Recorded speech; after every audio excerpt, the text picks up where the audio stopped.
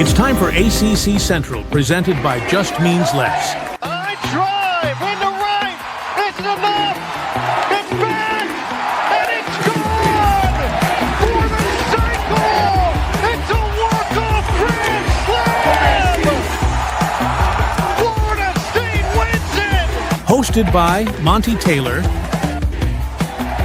In the air, center field. Moore is under it. And on to Omaha for the Cardinals. Micah Butel.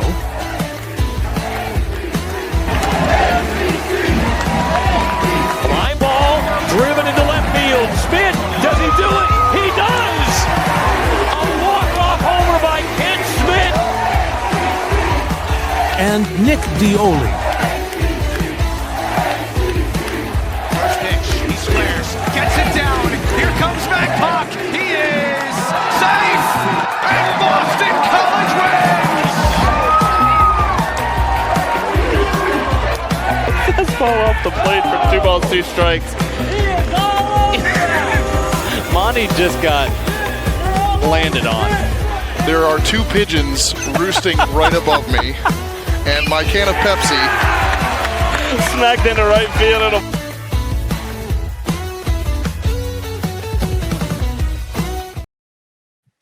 Welcome back, college baseball fans, to another episode of ACC Central. We are recapping Weekend 8. It is just Nick and I tonight as Micah continues his quest to find out where Cotton Eye Joe came from, where did he go. Right now, Micah's scouring Dallas, looking for Cotton Eye Joe, and while he's out at the SMU baseball teams, it seems they've gone the same route as Cotton Eye Joe. Nick, how you doing? I'm doing pretty good, buddy. Went to Raleigh the first time this year. Got to see the Doak, and you were there. Well, I was just saying you could have waited. You could have just waited until we got to that part of the show. Sorry, I mean you asked how I was doing. I was happy. Right. That was like 3 days ago that you were in Raleigh. 4 days ago. It's a long time ago. No. In the time that you've seen NC State in person, Jesus has risen, or could have risen. Yeah, I was gonna finish that sentence for you, but yes, you're right. No, you weren't. No, you weren't, because you were anti-Catholic this weekend. Oh crap! You're right. I was. You were trying to figure out what. It's been so long since we've had the conversation. You forgot about that. I remember the conversation. Yeah, I do. It made me laugh. You're doing well. Yes, I'm doing pretty good. How about you, buddy? I'm doing great. I'm excited for another big week of college baseball. I'm actually not going to go to any midweeks because we got some action-packed stuff. I'm headed down to Atlanta, and then I'm back to the Doak on Sunday, I believe, for Duke at NC State. So I got 3 games between Florida State and Georgia Tech. Massive matchup there. Obviously, top 10 showdown there. Might be top 5 in some polls, I believe. I think I saw Florida State at number 5 in some polls. And then Duke and NC State, 2 teams that are both looking like tournament teams. So that'll be fun. And then, obviously there's a lot of work going on. The thing we want to announce is the voting is now open for our 3rd annual midseason All-Star game. It's hypothetical, but we want the fans to be involved. For the first time ever, you guys can kind of vote on the home run derby options. It's not required to vote on those, but you can input whoever you want in there. You could put in fake names, which I will know because I know every player in the ACC, and I'll know which players are real and which aren't. But you could put it. It's an open field, is what I'm saying. You could put whatever player you want in there. If you want to see, by the way, Miles Bailey, please vote for him. This is a hypothetical home run derby. So guess what? He's healthy in this hypothetical situation. So if you want Miles Bailey in this hypothetical home run derby, we can make that happen because it's not real. The other thing is, for the first time, we're going to allow you guys to vote on the coaches of each team for the divisions. For those that aren't aware, we came up with the 2 teams are comprised of teams that have either Bird bird team names or are kind of furry. The exception there being UNC, as Micah pointed out, but that's fur adjacent. And then the other one is humans or maybe not. So it's basically the other category. But birds with the fur is I'm really proud of the name on that one. But that's going to compress that. But if you're looking for that, it is the pinned tweet on the Just Means Less account right now. You can find the voting link there. Please vote, because we're looking forward to seeing what kind of team we can get together this year. And the fun part about that is I'm the only one that sees the results. So Nick and Micah, even though they vote and participate in this, they get to act as the audience does when we unveil the show, or unveil the rosters on the show next week, I think next Wednesday. So Nick, I know you always enjoy doing that. Yeah, it's by far one of my favorite times of the year when we get to do the All-Star game and the home run derby.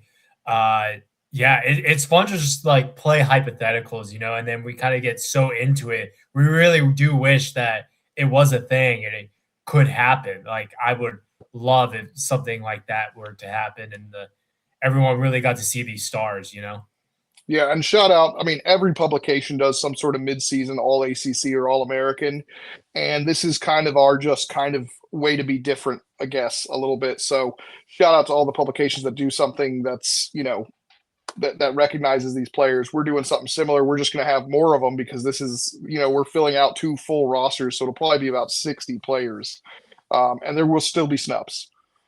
There will 100% be snubs, especially that we've allowed the fan vote in there. So it's going to be interesting who gets snubbed. I believe the big snub last year, there were a couple, but Daniel Cuvée is one that's brought up time and time again. And then, of course, the misbalance that we had with the 2 teams, where I ended up with teams that had the 4 best shortstops in the conference. So they were all on my side of the division. That was a little bit of a freak thing, but it's going to be really fun. And it's, logistically, it's just not feasible for it to ever really be real. But this is as close as we can get to making that dream a reality. So make sure you vote. It's going to be open until next Monday at 11:59. So over a full week to kind of get this voting in. So check that out. Another thing we're going to try to do on this particular episode, we're going to try and avoid using days, Thursday, Friday, Saturday. We'll see how that goes. We're going to say game 1, game 2, or game 3, Nick, so that there's no confusion because of the Thursday through Saturday, 5 Thursday through Saturday games, and then the 3 normal scheduled ones. Then, of course, everyone messing with their rotations. So we got a lot of different things going there. So we're going to just try and avoid confusion and say game 1, 2, and 3. We'll probably slip up, but I just wanted to throw that out there that we're going to try and stick to that to avoid confusion, because otherwise we're going to end up saying the wrong thing a lot more, because we'll say Friday when we mean game 1, which would have been Thursday in a lot of cases. This whole week really threw me off. Like, this whole weekend, Saturday felt like Friday. It was all a mess. Yeah, that's exactly right. But yeah, let's get into it here. We're gonna pull up the slides and see what we got here. We have the whole weekend started off on 5 p.m. Thursday. I've already said Thursday. Way to go, me. But game 1 of the weekend for all the ACC teams was a top 10 matchup at Virginia. Number 7 Florida State, number 10 Virginia. This surprised me because we know how good Virginia teams have been, but this was the first top 10 matchup on grounds in Charlottesville since 2013. Wow. So the big thing for us was trying to figure out how Florida State would respond without Miles Bailey. I would say they responded pretty well. Winning a road series against Virginia was huge. You see they dropped game 1. Wes Mendez matches his worst outing of the year because he had 4 earned runs against NC State a couple of weeks ago. But other than that, he grinded out 5 innings. And obviously Florida State's not looking in great shape after game 1, but they come back in game 2 and game 3 and absolutely outstanding. I'm going to let you get your thoughts, Nick, and then I'll provide some of the storylines. But I think the big storyline, the big storylines here, Bryson Moore against his former team in game 3. He was named ACC Pitcher of the Week with his 7 shutout innings. Game 2 was the first 2 games were pretty even, but game 2 in particular, Max Stammel had a bit of a bounce back start. his numbers don't exactly favor him there, but he had a lot of soft contact. I'll get into some of the details there on that. And then the other big thing is Hunter Carnes and Cal Fisher, first home runs of the year for each of them. Hunter Carnes, the difference maker there. He was my X factor, and he came up big for the first time this year. But Florida State gets the job done. Big road series win. Nick, I want you to give me your thoughts on this, and then I've got a question for you about John Abraham. Is John Abraham the best relief pitcher in the ACC right now? Oh, okay. Because and his season stats are he's got a .61 ERA, 29.1 innings, 43 strikeouts, 9 walks, and hitters are hitting just 154 against him. In the Saturday win against Virginia, he went 4 scoreless to shut that game down after Trey Beard went the first 5. I'm just gonna go ahead and say yes, he is, because I'll just get that out of the way, because when I do, and I'm doing them tonight, when I do the top 5 stats, I do them every Monday night so people see them Tuesday morning before midweek start. His name pops up a lot, and for a relief pitcher to be in those certain type of categories where you're not getting as many innings as starters, that says a lot. And I can recall some guys, in the past doing that, but it's usually one a season. Like last year, I saw a lot of Mason Patel. The year before that, I think it was someone from Carolina. I can't really remember who it was, or someone from NC State. Or was it Charlie Bielenson? You know what? It was Charlie Bielenson. Yeah, it was. Because remember, he had to pitch every other day. So yeah, that's right. Thank you, Monty. What a pull that was. That was great. Thank you. So yeah, I'm going to go ahead and say, yeah, he is the best reliever so far. I mean, he's been unbelievable. And if there were ever an emergency, I think UVA's got, a backup ready to go. And, you meant Florida State. I'm sorry, Florida State. Yeah. Not Virginia. Virginia does have a great reliever in Lucas Hartman, who was the ERA leader for about 2 days before he gave up some runs. It's going to be interesting to see where the IP, the innings pitch qualifier is going to be, if John Abraham is going to be in there, because obviously if he hits that innings pitched qualifier, a 0.61 ERA will probably be the top spot for ERA in the conference. It probably would. Yeah. We'll see tonight. Yep. As for this, very impressive from Florida State to do this. Game 1, I thought it was like, okay, well, good on Virginia for getting the best of Wes Mendez. I think Virginia gave Wes all they had, and it proved to be so. Like, Virginia did really well against arguably, front runner ACC pitcher of the year so far. But Virginia responded well. Their pitching was phenomenal. Trey Beard again doing Trey Beard things. And right when, runs aren't really playing a factor in this series a whole bunch, Game 3 happens. And you kind of worried about how they were going to respond without Miles Bailey. I think getting a road series victory at the number 10 school in the country is pretty impressive. So congrats to Florida State. I mean, nothing has really changed in my mind, and I feel like their pitching just keeps getting better throughout every week. Yeah, I mean, if they're going to get that kind of performance or anything close to that kind of performance on Sundays out of Bryson Moore, that's fantastic. Or Game 3s out of Bryson Moore. Here's a stat for you for UVA's offense: Harrison Didewick, Sam Harris, AJ Gracia, Eric Becker, Virginia's top 4 hitters, basically, right? Combined 4 for 48 in this series and only reached base 8 times total. Yeah. So 1 run, 1 RBI. That's it. I know a lot of people are giving Max Stammel a hard time at Virginia. I do want to throw this out here. Florida State scored 5 runs in Game 2, right? The first 3 runs, one was a walk. The second one was off a sac fly. The third was a dropped third strike. Then the Hunter Carnes home run to kind of put the dagger in it later on. That wasn't off Stammel, though. That first run, this is how that first run was scored. 3 straight bunts from Florida State. Yeah. There was an error on the first one. The second one, I think, was a fielder's choice that actually, didn't even qualify as a sacrifice because I think it ended up getting the batter out. And then The third one ended up being an infield hit. So you have you have two on there, and then there's an error at third. So you have the bases loaded, and then you walk a guy, and that's how the third inning is scored. And I think I made a comment about how that's bird ball. So a lot of weak contact. Virginia looks like it struggles to defend the bunt a little bit.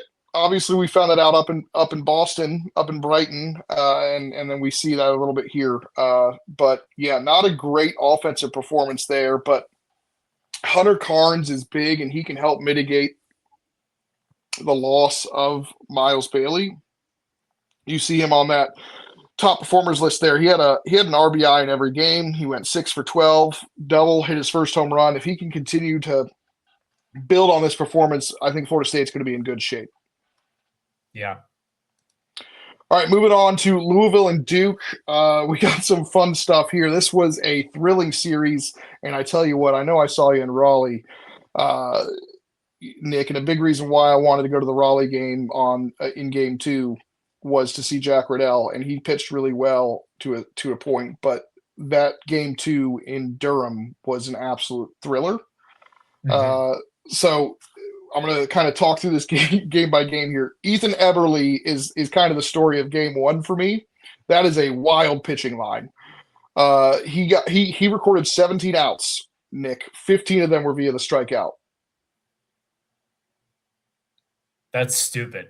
By the way, that is the highest strikeout total by an ACC pitcher this year. Yeah. And yet he gave up 5 earned runs and lost. And that's kind of indicative of Louisville's whole season. By the way, Peter Lemke, fantastic in that spot. That was his first start of the season. Obviously pitched very well. Game 2, back and forth thriller. I heard somebody describe it as Jack Coombs International Airport. That's kind of what it was. Caden Smith had 2 home runs. Cade Elam and Colin Anderson, freshman second baseman on each team, had a breaking out party this weekend. And then Game 3 was all about Tage Davis being Tage Davis. He had 2 home runs, including one that went 490 feet over the scoreboard. Absolute big-time thing, but huge series win for Duke. Louisville salvages it in Game 3, but again, pitching not quite doing what it needs to do this weekend for Louisville. Because if I told you that Ethan Eberle was going to strike out 15 guys, you're thinking, oh, Louisville win, right? Oh, why Danilowicz is going in Game 2. Advantage Louisville, right? No, they lost both those games. Yeah. Zion Rose is back, though, and he went 6 for 12 with 2 home runs, 4 RBIs, and 3 stolen bases. I just had a feeling that it was time for Duke to do something, and it's hard to beat this Duke team at home. I know. I was just thinking you were finally feeling like, I think we were all feeling pretty good about Duke after what we saw, how impressive they were on the road at Florida State. So I don't think this was a huge surprise. It was just, again, this is huge for Duke, obviously, but I also am just, man, Louisville's offense kind of gets, even when you think you've got the advantage on the mound, you don't. It's a shame because like their offense does get better every week. It's elite. You know, they become more and more consistent with the bats, but the pitching has just been stagnant since the beginning of the season. It's very unfortunate for this Louisville team because I think their lineup is really good. I mean, all 3 of us think their outfielders are studs. And that was without even realizing that Griffin Crane was going to be a breakout guy. Yeah, I was getting ready to say that too. That was, we didn't even consider Griffin Crane back in February. So I don't know, Monty. It's not looking good for Louisville because it's a shame that this offense is just clicking on all cylinders. It seems like it's getting better and better, but the pitching can't keep them in these games. Yep.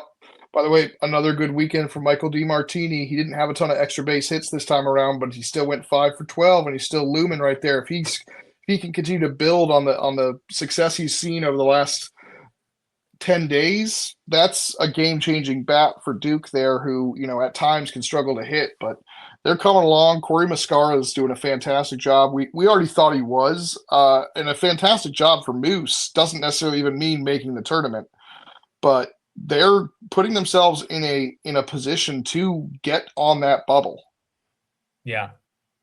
So it's a lot of fun to watch. And and remember, I told you this Duke team would be fun to watch, even if they're not good, because of what the buy-in that the players have had with Moose. These are guys that they play with a chip on their shoulder. They know there's a talent gap. They accept there's a talent gap, but then they don't really give a crap and they go out and they try and win a game anyways. Yeah, I'm having a couple of guys, specifically one of our colleagues, Andrew Waddell, text me and say, I wish I could see this Duke team. I wish they were coming down to Miami because I want to see what all this like scrappiness and hype is about. Like, they're in these series. They are, spoiling these games for teams. And as much as we praise Moose and he deserves it, the players deserve everything because they're buying in, right? Because it's not easy to, because you can buy in and want to believe it all you want, but to truly believe what he's selling you is not easy to do. And they've bought in and they are playing unbelievable baseball considering the talent gap they have with some of these teams. All right, let's head out west, Nick. Something you're getting ready to do here in the middle of the week. Georgia Tech enjoys enjoys playing these Western teams, huh? Yeah. They are 9-0 against Cal and Stanford since those two teams have joined the conference, including a perfect 6-0 on the West Coast. Georgia Tech wins 17-2 in game one. There were 9 runs scored before Tate McKee took the mound.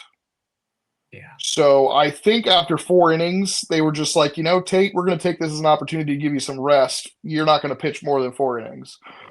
Because he obviously was pitching well. He had 4 shutout, was great. But 17-2, by the way, was the same score that Atlanta, the Braves, had that night against the Arizona Diamondbacks. So 17-2 there. The Advincula return. Now, Nick, I know you commented on Advincula, the revenge tour, and how maybe none of us picked him. And that was, I think, easy to overlook because this wasn't a huge series. Yeah. I think we all knew that even if Advincula doesn't play, this is probably still the same result. But he goes off. 7 of 12, 4 doubles, 2 triples, 8 RBI. He was my vote for player of the week. Ultimately, it went to Jake Ogden, who plays the same position and made my team of the weekend impossible. But Jaron Advincula, I don't know if it's a revenge game because he's well loved there. He got a standing ovation in game 3 when he was lifted for a pinch runner in that 9-3 game. So I don't think, that could have been Georgia Tech people who were there, but I have a feeling it was Cal fans that were giving him a nice little ovation there. Yeah, 100%. I mean, Georgia Tech just like they continue to show why they are just so lethal, why it really does stink, Monty, that, well, I did drop Texas, but like UCLA is UCLA. But Georgia Tech. UCLA is never losing again. I know. They just won't, right? They're never keep in mind, their travel schedule is not easy. I know the Big Ten is a much easier conference, but I think some of the travel kind of mitigates that ease of conference opponent. Yeah. But like, how cool is it though that the 2 players everyone talked about in the beginning of the season, Rochalowski and Drew Burris, and now these 2 teams, hello doggies, these 2 teams are 1 and 2. At least in my book. I didn't see the D1 rankings yet, but they still have, I think, Texas at 2. I don't think, because I believe Texas won that series, so I don't know if Texas. I know it's a loss to South Carolina, but you win a series, you shouldn't be punished, right? Yeah, So I would still have Georgia Tech 3, unless, of course, I'm allowed to be biased. Then Georgia Tech's my number 1, but. But yeah, I'm just glad that they didn't. I was worried that some polls might reward Georgia and have Georgia jump jump Georgia Tech, which would have been kind of fun from an entertainment value in terms of watching Georgia Tech fans react to that. It would have been Yeah. unfair, and I would have been against it, but I would have enjoyed some of the entertainment that came from that. Yeah, I believe some people did do that. I don't think it added up to be, Georgia Tech over Georgia, but whoever put out their personal votes did. I think they caught some flack for putting Georgia over Georgia Tech. But outrageous, I know. But no, this was another prove it series for Georgia Tech. Not like they had to prove anything else. I guess like going out west. But again, you said at the beginning, I went and saw them at Stanford, and there's nothing more that Georgia Tech can do right now that can like impress me.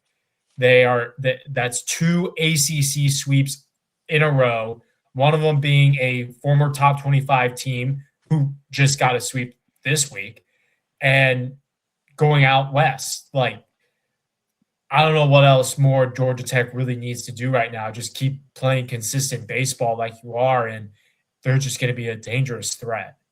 Yeah, and the North Carolina series that they swept was impressive because of how they did it, right? That was a tough luck series a bit for NC State because obviously State played, they were in 2 of those games. Right. Obviously game 3 being the 10-0 run rule, but in game 1 and 2, those games could have easily shifted in NC State's favor. And so it's almost more impressive the way Georgia Tech was able to rely on pitching to win that series and sweep NC State. That's, I think, the most impressive part of what we saw in that series. Obviously, they continue to do that. Are you ready for some fun stuff on Georgia Tech pitching here? I am, because lately they've been doing a lot better. Yeah. So game 1, we talked about 9 runs, 45-minute top of the first. They forced a 3 pitching changes, 2 pitching changes, so they faced 3 pitchers. That was the note I wanted to say on game 1. In game 2, Porter Bursama makes his second career start at Georgia Tech, matches his career high of 4 innings pitched, just 3 base runners. So he struck out twice as many guys as he had base runners. Game 3, Jackson Blakely, you know who that is? Mm-hmm. You better. He went 5.1 innings scoreless. He now has 16 1/3 innings scoreless since going back to March 14th, almost a month. He now has a 1.87 ERA. Let me just double check. Yeah, 1.87 ERA, and has had an incredible year. Pretty good, huh? All right. Well, Tech starting pitching on the weekend. They pitched 13.1 innings, gave up no earned runs. That has not been done in a 3-game series at Georgia Tech this century. Wow. They've won 8 wins. All 8 of those wins have they've held opponents under 5 runs. They have a 2.32 ERA in that 8-game span. Where do you think that ranks in the Power 4, Nick? Top 3. Number 1. Top 3, and it ain't 2 or 3, buddy. It's number 1. It is second in the NCAA overall in that 8-game stretch. They scored 46 runs on the week, by the way, which is the most in the top 25. They had a 33-7 margin, which is the most since 2011 for Georgia Tech. The good news for Cal, Nick, Jacob French is back today. He had a 2 RBI double, I believe, already. They are going to beat, I think it's San Francisco. They should be good to go winning today. So Cal does have a little bit of a bright spot. Not much of one this weekend, but Otto Espinoza also, who started the game 1 against Georgia Tech and only lasted a third of an inning, threw 3 hitless innings tonight and had a good bounce back. So Georgia Tech did not break him. That is good to see, because I know Micah and I got into it last week of who's last in our power rankings. But I do believe that there is talent on this Cal team. And I want to say that they're just running into some really great teams that, just have more experience and just are better on paper. Cal's got dudes. Cal's got names. Cal has a good starting pitching rotation. They've had a lot of injuries too, but the freshmen, I love it. Like every other week, it seems like there's a new freshman besides Jet Kennedy and Otto Espinoza, who's just all of a sudden going off. Yeah. So We'll see, but You ready for Georgia the? Tech, it's been impressive. Yeah, you ready for this series? I'm ready for this series. What a series. It was exactly what we expected, right? Although I expected a little bit more of a pitching duel on Saturday in Game 3. Ultimately, though, we knew it was going to be low scoring. It was going to be a little margin for error, right? Yeah. AJ Colarusso, once again, legend status, right? That's 12 innings against top 10 teams back-to-back weeks in which he did not give up an earned run. He gets the win. By the way, I thought it was funny that he had done that in back-to-back weeks, right? And yet he's not the one in his family that earned ACC honors last week. It was his sister. His sister was ACC Offensive Player of the Week for her performance for women's lacrosse. So I just think that's so funny. I mentioned that to AJ, and he said, "Man, always playing behind in this family." So, by the way, almost lost it. Almost lost you guys. We're back. Is everything fine? Yep. Just tried to lose my thing here, but what I was going to say is that extended the streak of Boston College's starters to 24 innings without giving up an earned run. Obviously, that ended the next day with Tyler Mudd. But the story in Game 2, Caden Glauber. And the story in Game 3, Walker McDuffie. I will say, by the way, Scott Forbes was and Walker McDuffie were just overcome with praise for Jason DeCaro. DeCaro did not pitch on Thursday in Game 1 because he was sick. He was still extremely sick in Game 2 when he started. Forbes said he probably doesn't even know that he pitched. He probably doesn't have any memory of pitching. He was not with the team for Game 3 because he was still sick. So he threw 2.2 innings. They were hitless, by the way. He did have some issues with walks, but that's, they were both, McDuffie and Forbes were both crediting DeCaro with saving the bullpen those 2.2 innings. But then Caden Glauber, my freshman of the weekend, he might be my front runner for freshman of the year. Caden Glauber comes in, throws 97 pitches in relief. He lowers his ERA to 2.00 on the season with a over 36 innings. Jeez. And that's the big difference. Boaz looked really good on Sunday. However, he got pulled maybe a little early. Seagraves didn't have it, and that's where some of those earned runs came into play there. But here's a bird ball killer, Nick. They grounded into 7 double plays. Yikes. And some of that is going to be a credit to UNC's defense. I'm not sure how many other teams in the ACC would have been able to turn all 7 of those. So sometimes that clean infield defense can be the bird ball antidote, so to speak, right? And obviously the pitchers and the catchers did a great job making sure you couldn't steal any bases. I think there was 1 stolen bases. There might have been none actually from BC in this weekend. That was huge. So Boston College got a ton of walks, got some hit by pitches. They got opportunities, but then they couldn't always take advantage, and that was the difference. And then in Game 3, Nick, I was there for that. Brady Miller comes in and doesn't have his best stuff. They go down 3-1. BC does, and I'm like, okay, it was a good series. North Carolina's got it from here, right? Well, then Boston College breaks out and scores 6 runs with 2 outs. And I'm like, okay, North Carolina's screwed now, right? No. Unfortunately, Kyle Kipp, not his best. He wasn't able to, get some outs. But, yeah, it was a really thrilling series. But, yeah, 7 ground ball double plays. That's the most that's been turned by North Carolina in a 3-game series since 2005. Wow. So, by the way, I think I texted you guys this. I said if I had done a recap, the headline would have been UNC survives bird ball epidemic. McDuffie administers vaccine. Yeah, that was really funny. And McDuffie appeared in all 3 games of the series, by the way. First time since 2022 that a North Carolina reliever has done that, and he was nails. He has got a 2.45 ERA in the season, but McDuffie and Glauber combined pitched 10.1 innings of relief and only gave up 2 earned runs on the weekend. So, yeah. What are your thoughts here on this series, since I've given you all the storylines and stats and talked about it?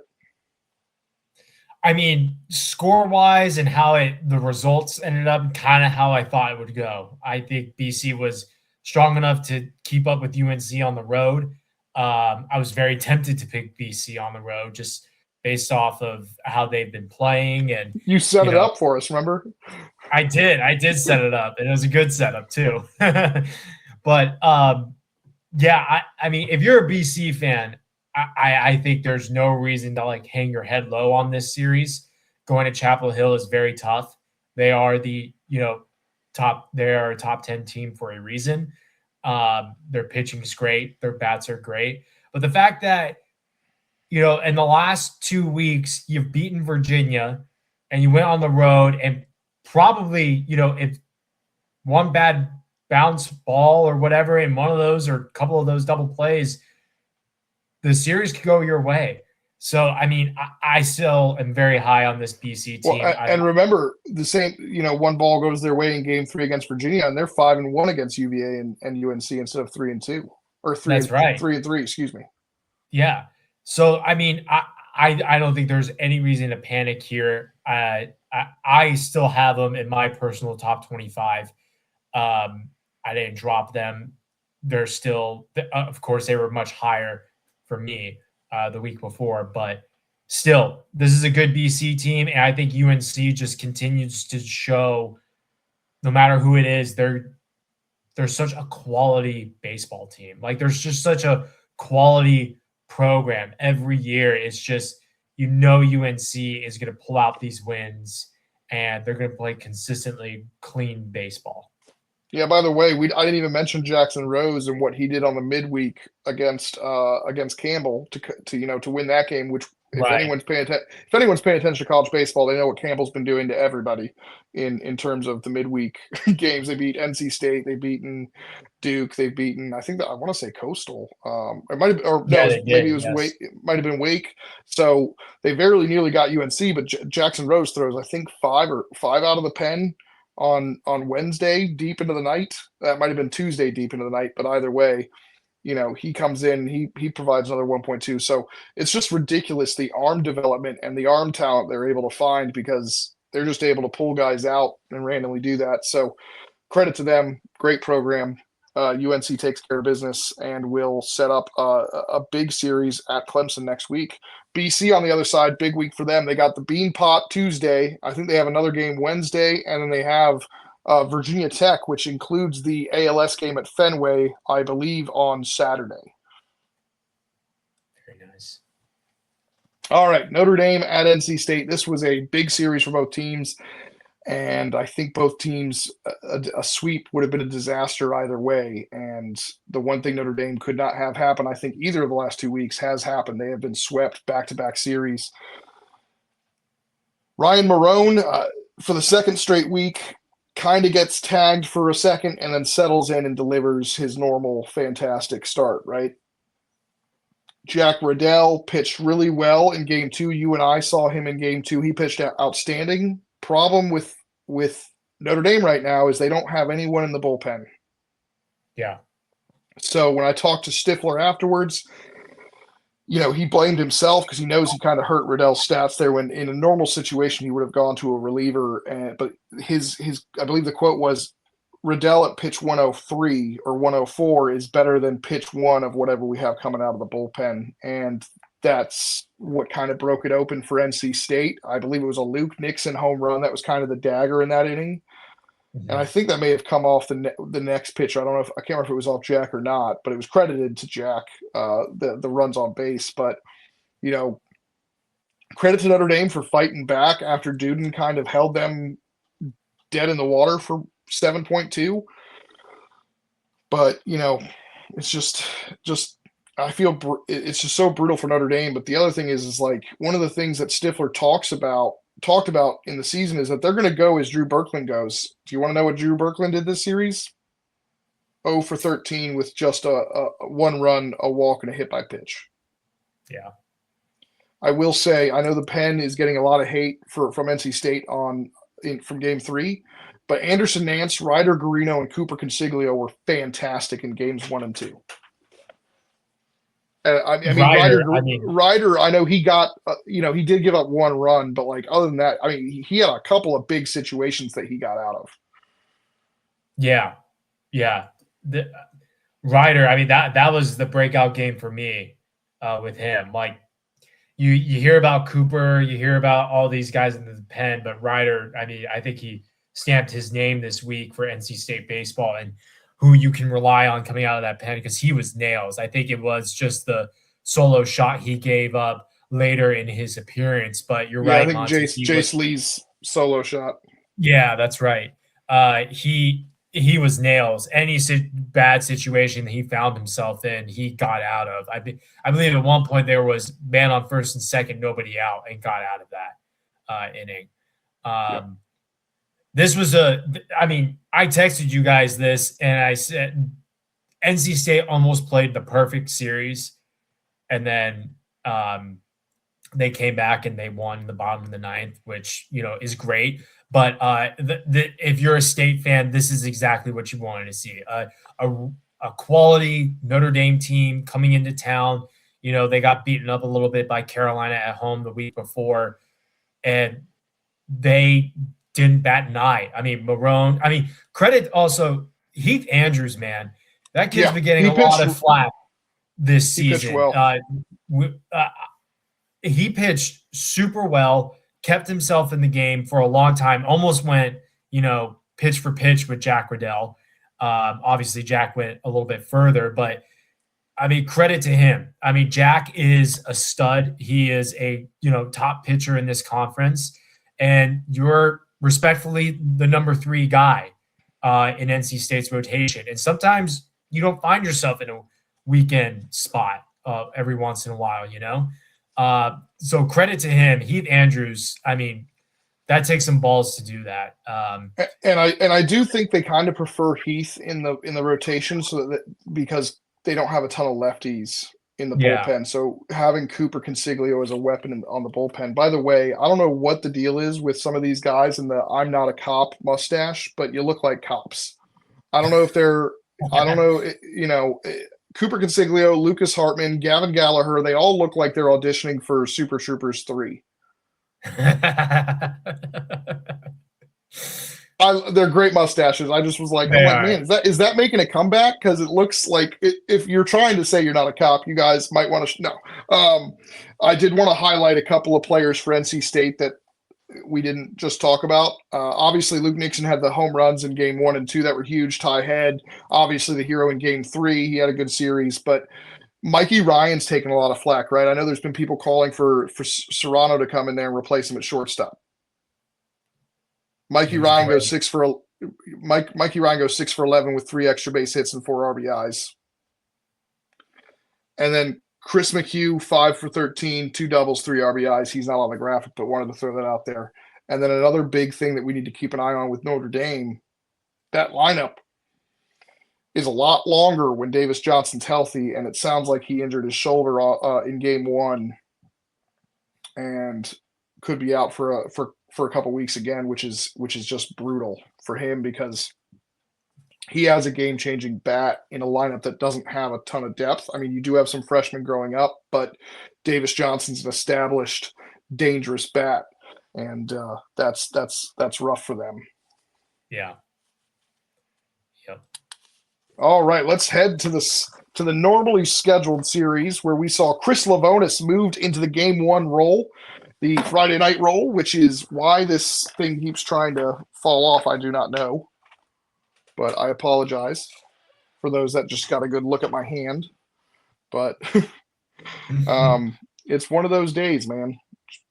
We'll solve this problem real quick right now. There we go. Chris Lavonis does Chris Lavonis things. I think Pitt got out to an early lead off Lavonis, but obviously that didn't last long. And then Game 2 was a 7-inning 22-8 win with Sweet Baby Angel J.D. Stein hitting his first home run wearing his actual number. I don't know if you remember that. I don't know if you remember that, but the first I career do. home run against Virginia he was wearing Kyler Baxter's number 0. And then game 3, credit to Pitt for fighting back and winning that ball game. It was a great pitcher's duel between Bagwell and Drew Lafferty, and then Caden Doolin came up huge, got the walk-off. Pitt salvages the series, but we're going to credit Wake Forest big time here because this was – I mean, I think you agreed with it. I don't know. You did pick Wake, right? Or did you pick Pitt? No, I did pick Pitt. Yeah, this screamed trap series, right? Everything seemed to be – and that might have been maybe why Wake Forest was locked in.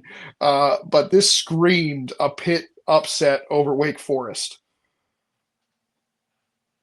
Yeah, absolutely. Because I had been saying you got to put Lavonis in Friday because you can't keep playing 0-1 in these series. You can't have Chris come save the day.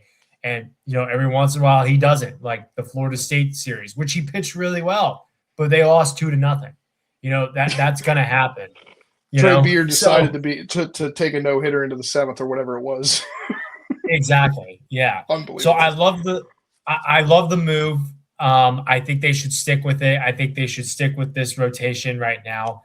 It's good to see Morningstar back in it too. Hopefully he can grow comfortable into being the Saturday guy. But Monty, I mean, the Wake Forest bats, I mean, we were hyping up the Pitt bats in this series because of the lack of Wake Forest pitching. And if you remember, it's been really good.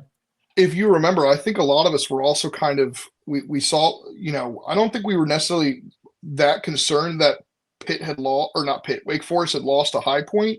It was the fact they lost 1-0. And remember, we made our picks and made our conversation before that Clemson game that on Wednesday night, or during that Clemson game where we weren't getting a lot of stuff. But the Wake Forest offense does have a tendency to disappear sometimes. And I think that's what we were kind of another part of that. We're thinking it's a trap game that ultimately didn't happen. I don't know if you noticed this. Luke Costello makes my team of the week as a first baseman. He's listed here as a first baseman. He played more first base this weekend, I believe, than he did right field. I don't know if you saw that, because sometimes when you're looking at highlights, you don't notice. But yeah, Luke was at first a lot, and so he did play right at one point, because I think one of the games, I think game 2 he started in right, and then one of the games he moved to right during the game. And Cade Lewis was at third, Dalton at second, and Blake Schaff on the bench. But yeah, I just wanted to throw that in there. Luke Costello, great, but who wasn't listed on here? Andrew Costello, who had a good series as well, 4 for 12. Yeah, and Cade Lewis having himself 3 RBIs. He needs to kind of get the back going a little bit. Javar, not the biggest series, but I mean, when he hit the ball, just his normal stuff. Yeah, it was very effective. I mean, when he got the bat on the ball, it was very effective for the Wake Forest offense. Well, and we love JD Stein, but he's out there. Any offense that JD's giving Wake Forest is a bonus, because he's out there to play defense at shortstop. And so when he has a weekend like this, hitting 9th, that's just gravy. I will say Evan Jones is somebody that I haven't heard talked about a ton. I'm sure he's being talked about a ton. I just probably haven't been seeing it. He's been nails as kind of the closer while they've been dealing with some injuries, right? He went 2 2/3 there on Friday. It was just him and Lavonis. And then a big thing that you see in this series, do you notice who's not on that graphic for Pitt in the top performers? Why am I blanking on his name? Yeah, Lorenzo Carrier went. Lorenzo Carrier, thank you. He went 1 for 11 with 1 run and 1 walk. That's going to hurt Pitt's offense and chances at winning the series. So props to the Wake Forest pitching plan to keep him kind of negated there. So big thing for Wake Forest. They should be ranked. I'm not necessarily that bummed they're not. I was just I had some questions about the 2 SEC teams that ended up sneaking into the top 25. Oh, look, similar. Somebody just wants to take a shot at Lorenzo, who's currently having a better season than anybody at Miami right now. Fun fact. Anyway, that may change down the stretch. But anyway, getting into it, we've got the next series, which I didn't watch much of because it felt kind of decided by the time I was ready to pay attention. I know Virginia Tech. Oh, I have the score line wrong there on the last one. The last one there is the scores are flipped. Virginia Tech salvaged the series 6-3, but it felt like Miami dominated this series. I know those last two games look a little closer than I thought, but if you're getting that kind of pitching out of your starters for Miami, they're going to have a chance in every series, right? Because you know what the offense is going to do. And I do want to apologize to Jake Ogden. I died. This was the hardest team of the weekend that I've ever done because I had to decide between Jake Ogden and Jared Advincula. And I knew that whichever player I ended up leaving off was going to win player of the week, and I'd look stupid. And that's what happened. Jake Ogden is the ACC player of the week. I voted for Jared Advincula. I just had, Jake had some better numbers in a lot of the places, but I thought the Auburn game, ultimately very deserving winner of player of the week. I was tempted to have him have two second basemen and then take Cuvée off my team of the weekend, but I thought that'd be unfair for all the times I didn't do that to other positions. So Cuvée stayed and Ogden kind of got snubbed. But big weekend. The question I want to ask you, I think I saw a graphic from that they posted, and it's hard to argue this when they throw up the extra base stats, with the amount of home runs and doubles and triples these guys have. But is Cuvée, Alex Sosa, and Derek Williams the best 3-4-5 or 2-3-4 hitters in the league, the best middle of the order bats? Ooh.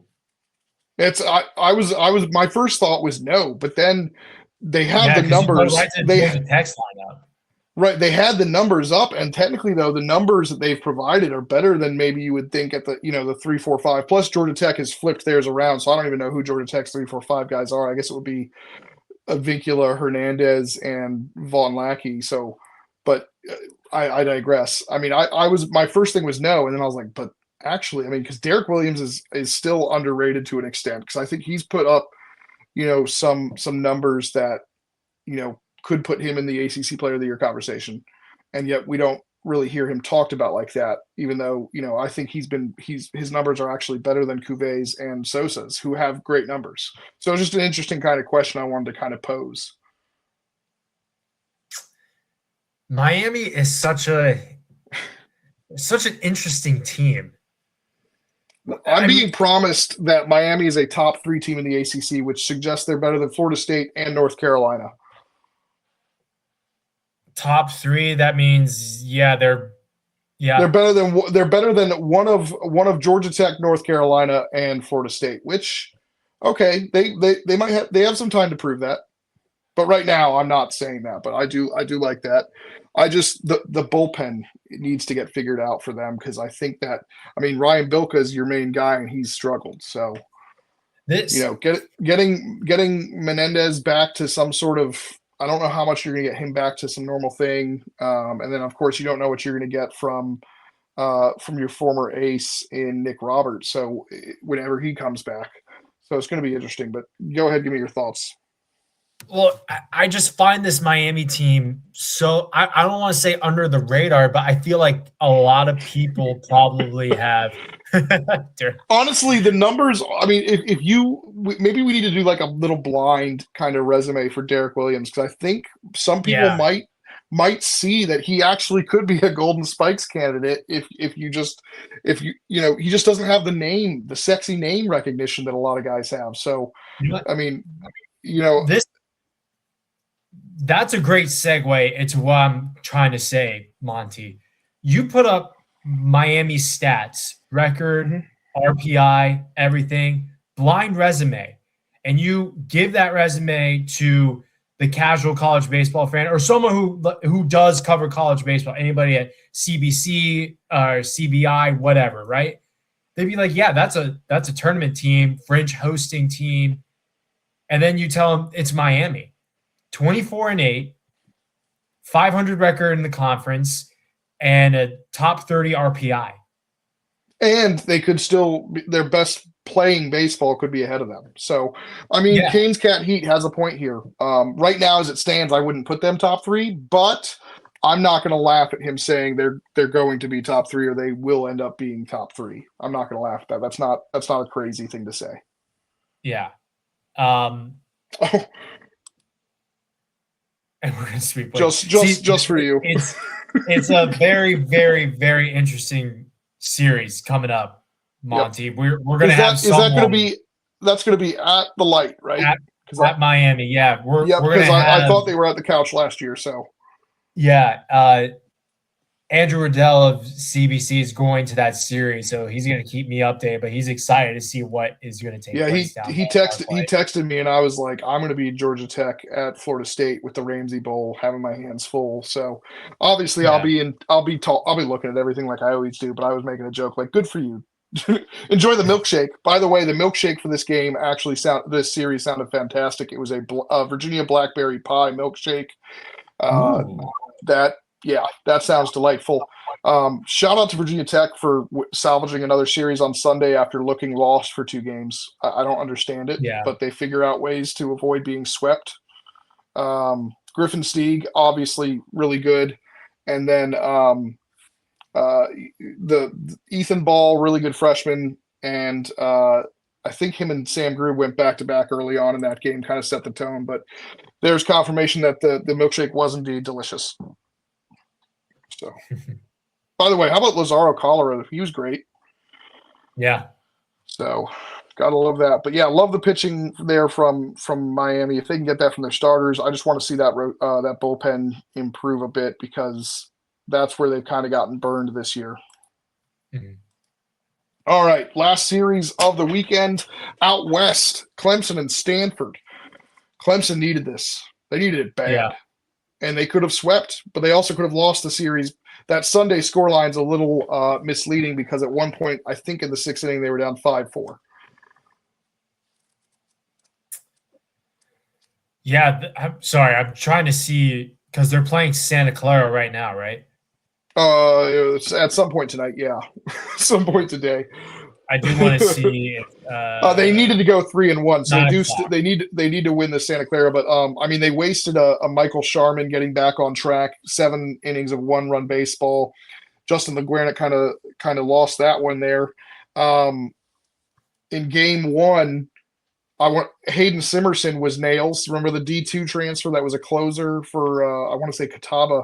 He throws 4 shutout innings. To kind of finish out that series. And then game 3, like I said, it was 5-4 in the 6th, and they turned to 2 freshmen on the mound, Danny Nelson and Dylan Harrison, who deliver the rest of the game kind of scoreless. And then Jack Crichton hit his 2nd home run of his career. So they were going to win because he doesn't hit home runs unless they're going to win. They're 2-0 when Jack Crichton homers, by the way. Luke Gaffney I was waiting for this kind of a weekend from Luke Gaffney. He delivered 2 doubles, home run, 5 RBI.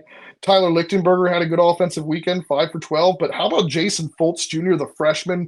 They've been trying to give him opportunities. He hasn't always had the best games, at least on the weekends. This weekend was the Jason Fultz Jr. coming out party for Clemson. On the flip side, Teddy Talkheim continues to do Teddy Talkheim things. Court McDonald was good. Eric Gion was good. Miami's pitching – or not Miami, I'm sorry. Miami's still on my mind. Stanford's pitching still kind of a mess outside of Trevor Moore and Torin O'Haron. Yeah. Yeah, I felt kind of convinced because I guess when we were recording on Wednesday, Clemson was getting shellacked by Wake Forest. And I thought it was perfect timing for Stanford. They're on a hot streak. They came out east to play Virginia Tech and won.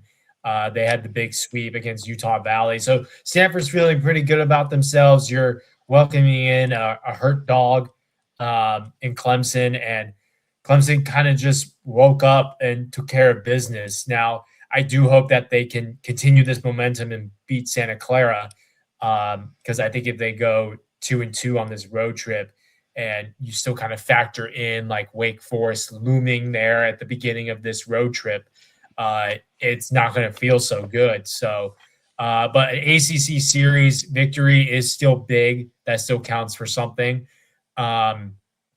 I am happy to see that Clemson's pitchers slowly figured it out this year. I mean, Ada Canuck is a guy we've been talking about that needed to get going.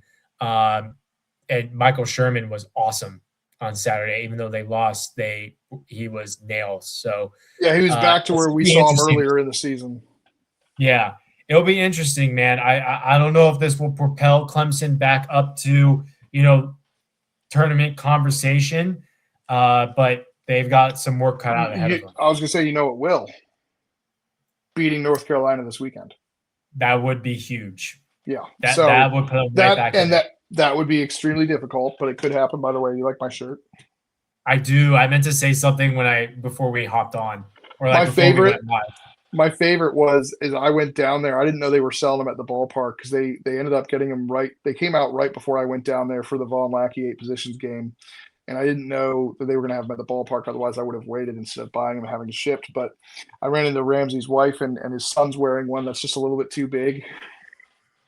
And she was like, "Yeah, he ran right to the shop and grabbed one. So we had to get it, and we have to make him take it off sometimes to wash it and stuff." But I thought it was just like such a cute moment. I love how involved Ramsey's family is. It was cool to see them. They posted they went out west together, and they all went to the Golden Gate Bridge after the Cal win. Is it easier to get to the Golden Gate Bridge from Berkeley than it is from Stanford, from Palo Alto? Because I don't think I would imagine they didn't get to do this last year when they were at Palo Alto. So if you're coming from Stanford, you don't have to take a bridge. You just got to go through the city. If you're coming from Berkeley, you got to go across the bay. So you do have to take a bridge and then get into San Francisco and then go. Basically, you have to go on the Bay Bridge to get into the city and then go to the Golden Gate.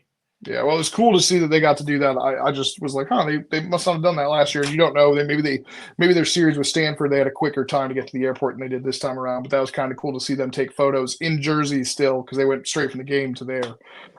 But that's going to do it for you and I. Like I said, we have our All-Star votes open. It's on the link, on the pinned tweet on the Just Means Less account. We'll also be retweeting and tweeting about it over the next week as we get to our selection show next Wednesday. Speaking of this Wednesday, Nick is off. It'll be Micah and I recording in the morning and releasing it at night for you guys to preview this weekend's big series. I mean, big series all over the place. Obviously, the one I'm going to be attending and locked in on is going to be Florida State, Georgia Tech. But we talked about Wake Forest, Miami, North Carolina, Clemson, NC State, Duke, Virginia Tech, Boston College. Lots of big-time series this weekend. I'm looking forward to it. But, Nick, do you have anything else you want to add before we let everyone go?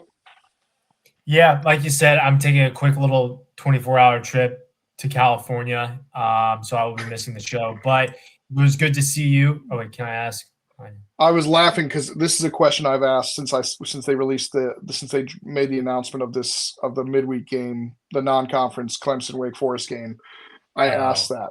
Also, why would Wake Forest schedule a double midweek with that game? I have questions.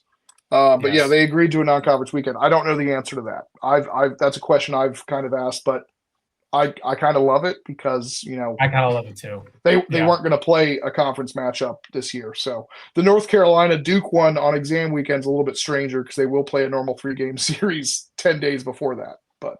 And that's the first time like in the ACC, but the Big 12 has been doing that kind of thing the last couple of seasons since expansion. So, but yeah, I'm going to be gone, but I might be going to State Duke Friday night, so maybe I might see you. No, because Sunday is the only time I'll be able to go because I'll be in Atlanta. Oh, Sunday you're going. Okay, yeah. Gotcha. Sunday you're going to that. Yeah, that makes sense because that's on your way back home. Yeah. So I might be going to the Friday game for Duke NC State. Would love to see my old buddy Moose and see how he's doing. Yeah, because God forbid you make the trip to Durham instead. Yeah, you know. Maybe that last weekend, right? No, I That's didn't. Wake Forest at Duke. Last weekend. of the season. I thought you said like last weekend, no. like as in the past. But yeah, last weekend, I'm definitely gonna try and do that. Yes. Also, it was good to see you at the Doak. You scared me.